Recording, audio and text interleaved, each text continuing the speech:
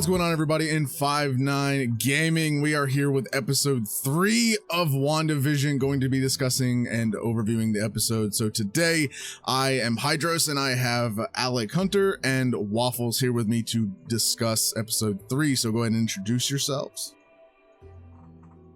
What up, guys? Alec Hunter here. Hello, Waffles. I'm here. Hi. I heard both of you talk at once. So it was, whoa. Yeah, I was like, wait a minute. Okay, I didn't know what the order was here. So today we're going to be discussing, as I said multiple times already, we're discussing episode 3 of WandaVision. Before we go ahead and get into it, though, make sure that you guys are aware of this is spoilers. We're going to be getting to all the spoilers for the episode, so if you guys haven't watched it yet, or you're just starting to watch it or whatever, pause the video, come back later, because this is going to have all the spoilers in it. So this is your first and final warning, and we'll go ahead and begin now. So basically, the recap of the episode, Wanda basically is pregnant, and her birthing is pretty much accelerated, because, she has powers, visions, powers, all that kind of stuff. Basically, super fast birthing process. What takes months was done in a matter of hours, pretty much. Yeah, and then she had then she had the twins, her 2 boys, and pretty much ended with some interesting things at the end, with Sword being involved and some people getting ejected from this fake world. So let's go ahead and start with the 70s feel, and so we'll start with Alec. What do you think about the 70s feel they were going with in this episode so far? Well, I really liked the intro. It was very Brady Bunch, very Partridge Family, stuff that I used to watch on Nick at Night when I was, kid, teenager type of thing. I noticed that the special effects looked like something they would have used in the 70s, like when Wanda's trying to get rid of the stork that's walking around.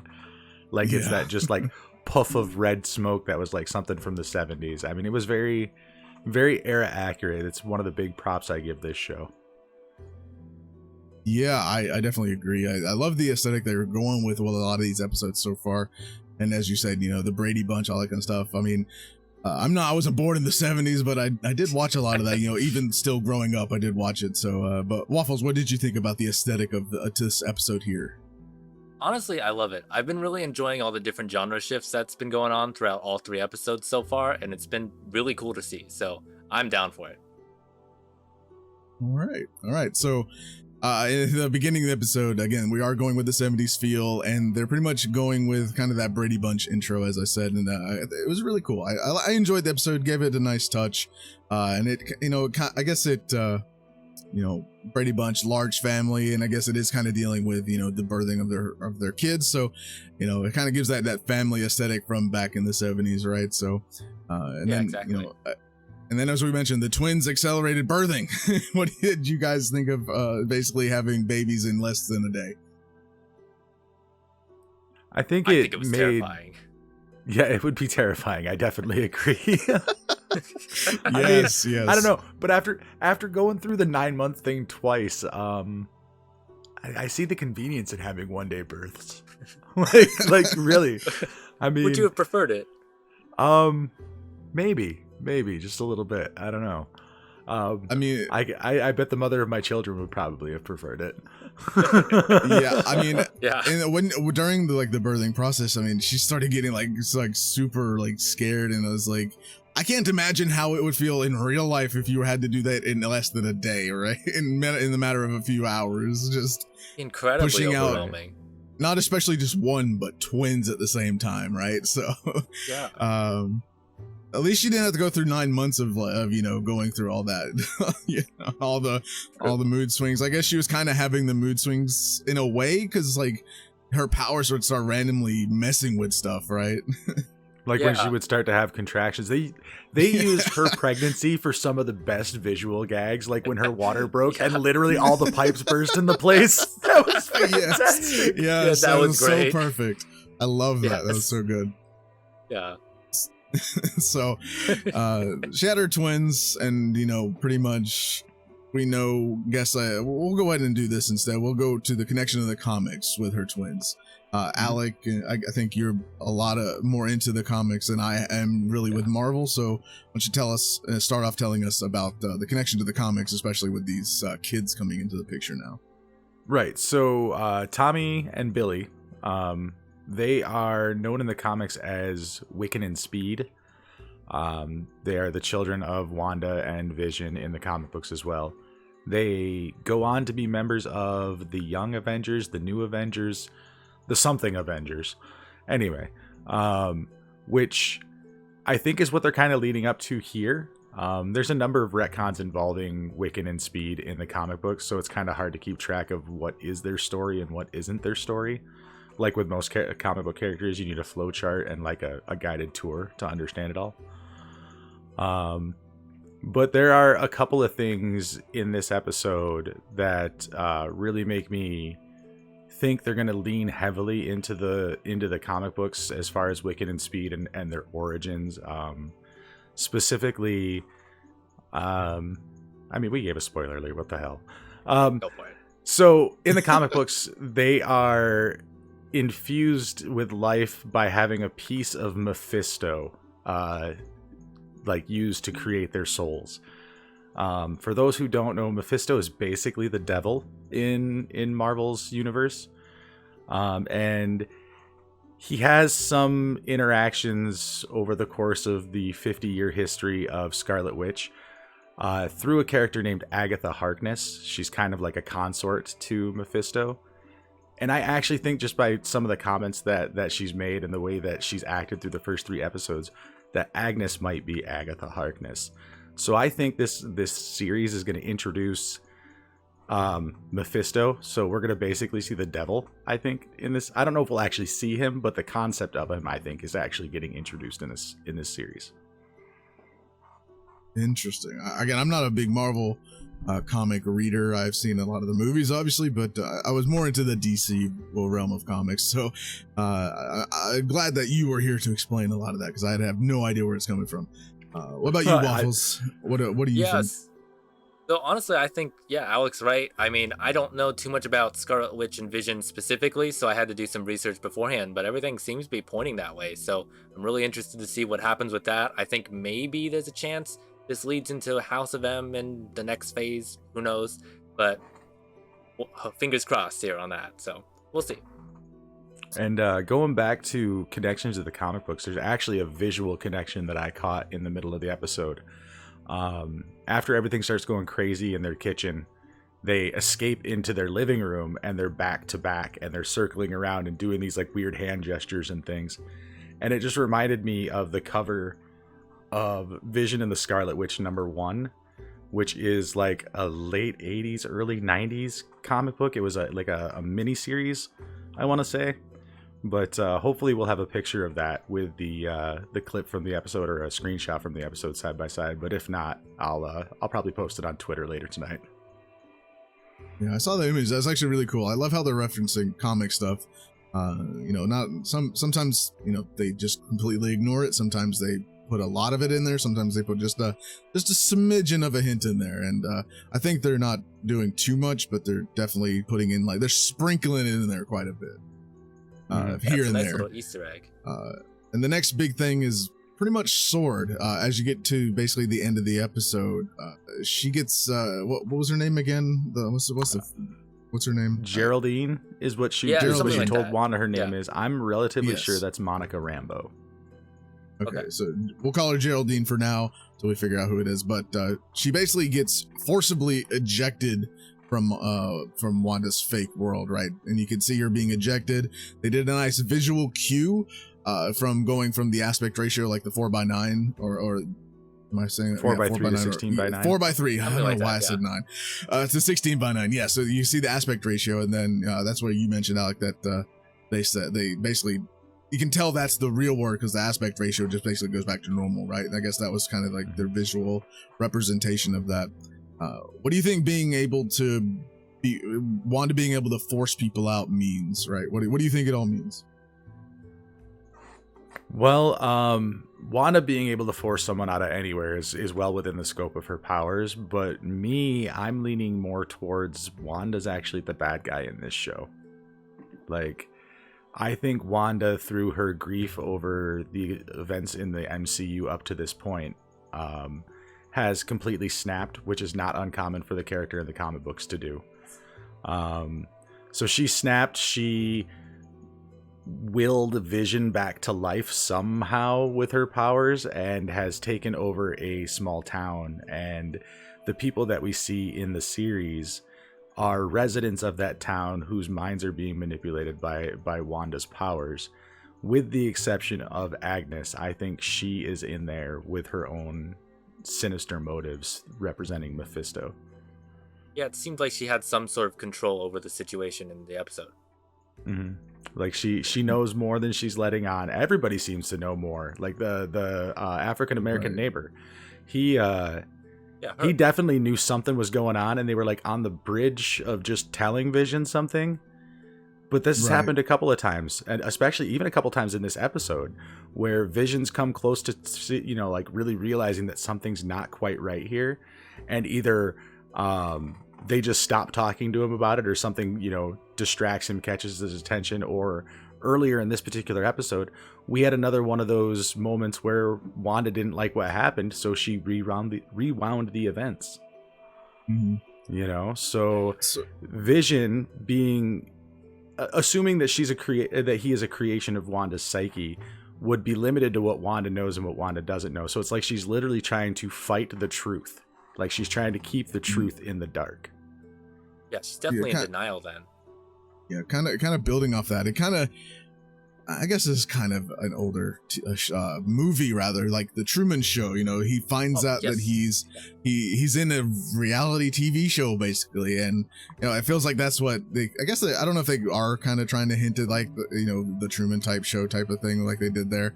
But Vision's starting to like see all these subtle things, and he's like kind of piecing it together almost.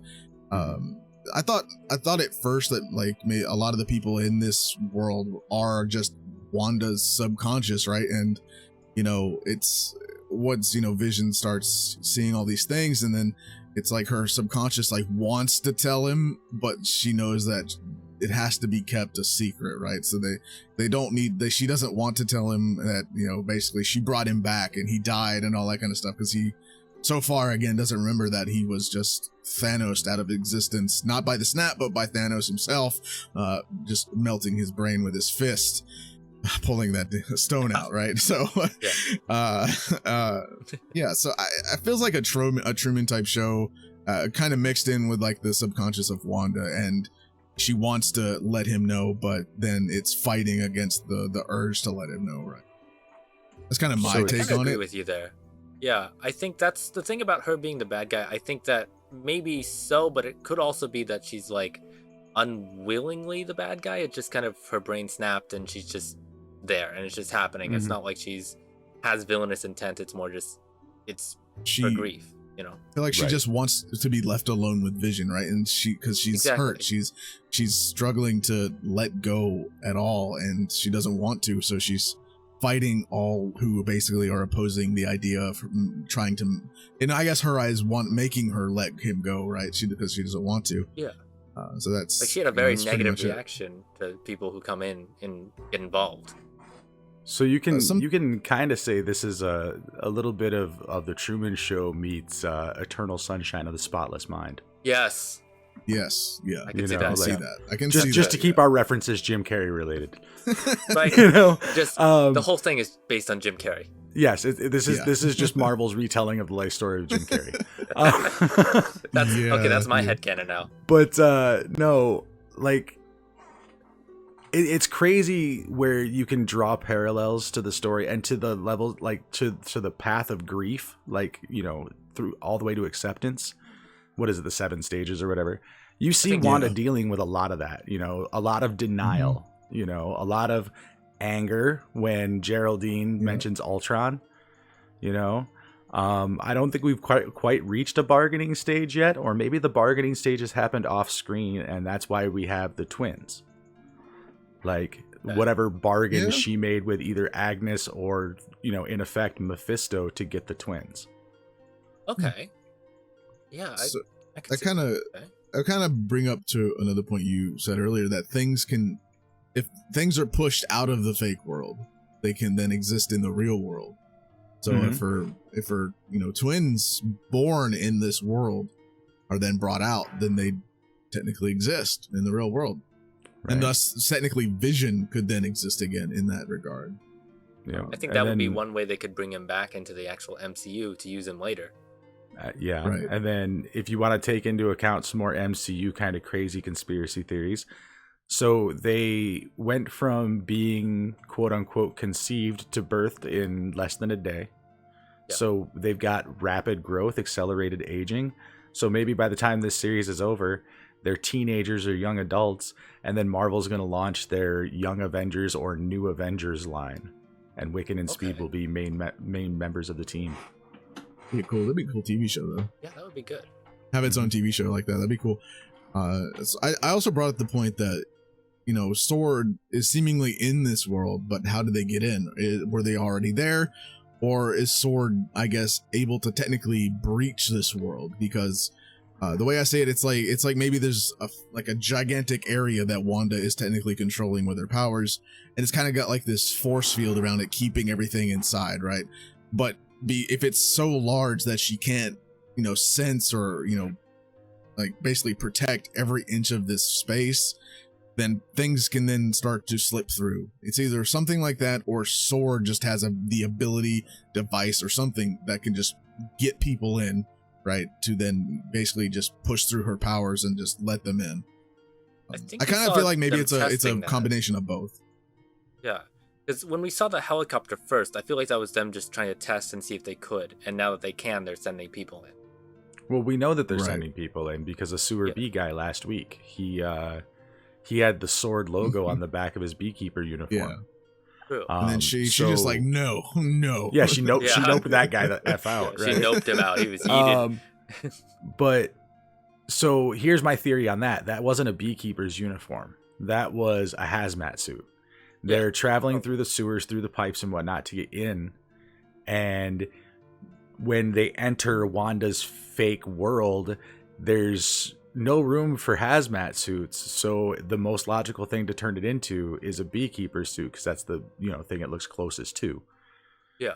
Now, why bees and a beekeeper coming out of the sewers? I mean, that's Wanda's logic, not mine.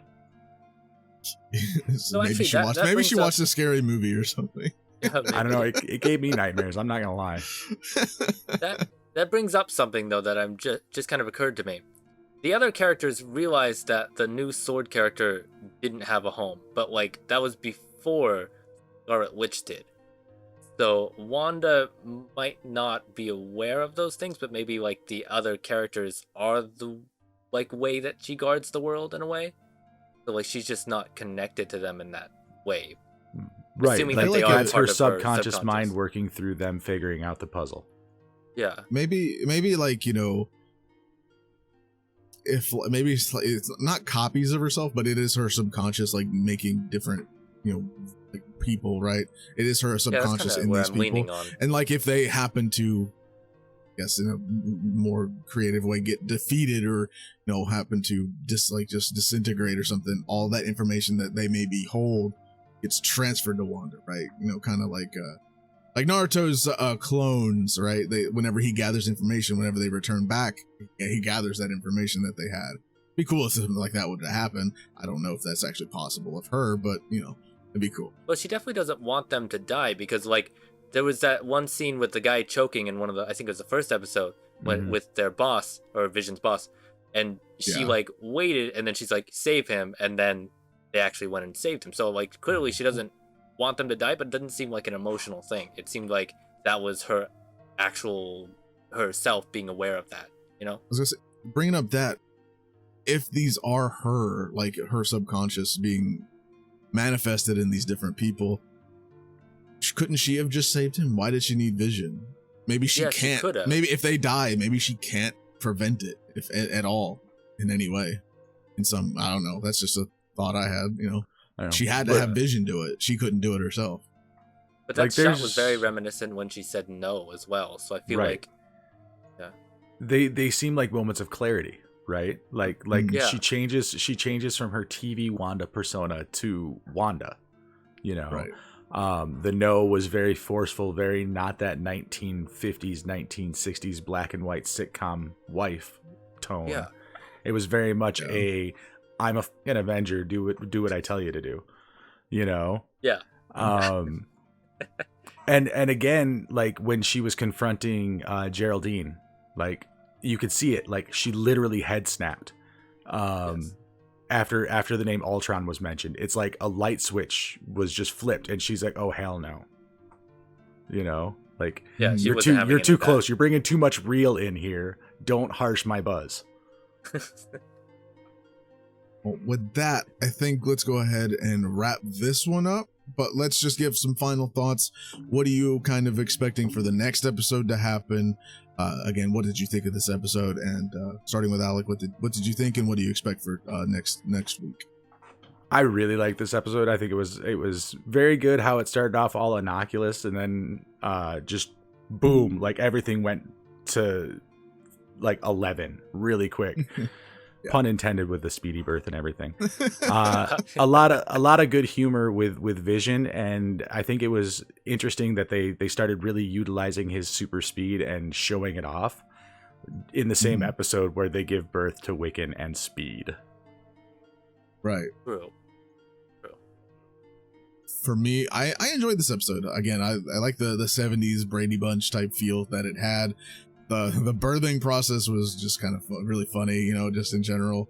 Destroying the house, water breaking, pipes bursting everywhere. This perfect, you know, comedic timing for a lot of that stuff, and just overall, it just felt. I know it's not like supposed to be an entire comedy, but it hit it rather well. And just all the connections like that they're doing with Sword, especially at the end, and just leaving you on a cliffhanger, wanting more. I love it. It's so good. Yes. Next week, I hope that we get to see, maybe, you know, they got pushed out. Maybe let's see them trying to get back in. Want to see that maybe. What about you, Waffles? Well, I think for this episode, I loved it. Honestly, I've been really enjoying the series so far. It keeps playing on that light tone to where I could watch it as like an actual comedy TV show if it continued that way, but it still adds in that bits of mystery. And I feel like this show, once it finishes, is going to have really good rewatchability because you'll have all those pieces and you can see where they were put in throughout the whole show. And I feel like it's very subtle. I really like that. And I think for what I expect next week, I think we're either going to see someone we already know come in, so someone maybe from the MCU, or I think we'll see more from the real world side of what's actually happening there. Because I think they're slowly unveiling each part, and I think we'll see a bit more. Yeah, I definitely can't wait for the next episode next week. So make sure you guys do subscribe here on 5-9 Gaming so you don't miss out on next week when we do cover episode 4 of WandaVision. If you guys want to check out the playlist, all that kind of stuff, links to that all down in the description. Thanks to Alec Hunter and Waffles for joining me here today on this review of WandaVision episode 3. My name is Hydros. Hopefully you guys have a fantastic day, and we'll see you guys in the next video.